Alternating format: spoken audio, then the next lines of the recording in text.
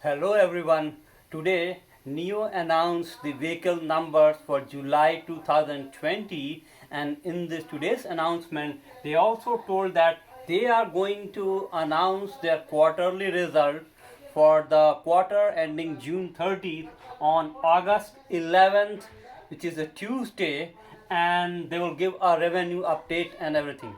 My name is Vikas Shukla and I cover a lot of topics in my wide spectrum channel, and more recently I have been covering up the financial results and of the various stocks and things like that. If you subscribe, I will also get a lot of other information including my portfolio. For now, even before the results are out, it's very easy to predict and see which direction we are headed, and I'm going to give you some data, and based upon these data will try to predict how we are going. So in October to December 2019, this quarter, NIO sold 8,224 ES6. There are two models, the lower priced ES6 and more profitable, higher priced vehicle ES8. And with 8,224 vehicles, it generated a revenue of $407 million. I will not go into the profit things because at this moment we all know that it's a startup in the starting phase, and obviously we do not expect them to make any profit. As the volume increases, we'll see and talk about the profitability later on.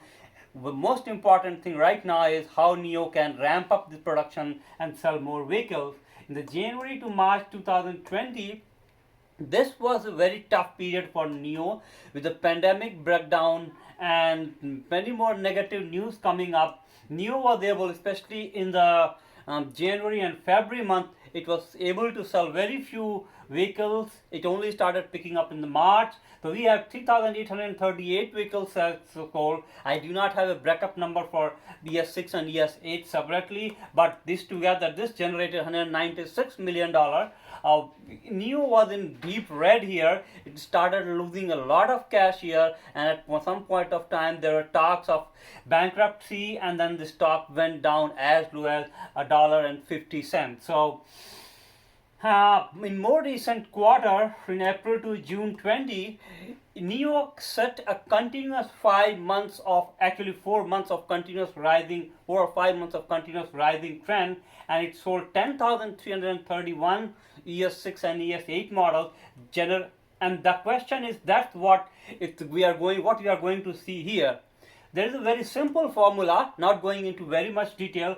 Just divide this number by 20, you get an approximate of $1 million number. So 3,800 divided by 20, you get 190 million. 8,200 divided by 20, you get 410 million here.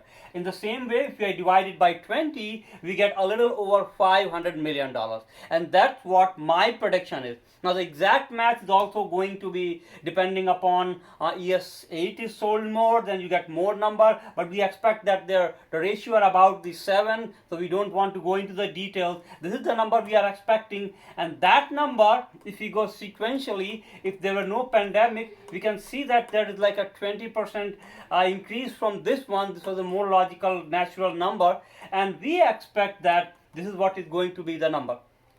Now, moving forward, what we will be looking for is in the next quarter, because that's the one that's going the next quarter, which means that in the July, August and September quarter, 2020 quarter, what we are going to look here, this number, that's what going to derive the price of this NIO vehicle.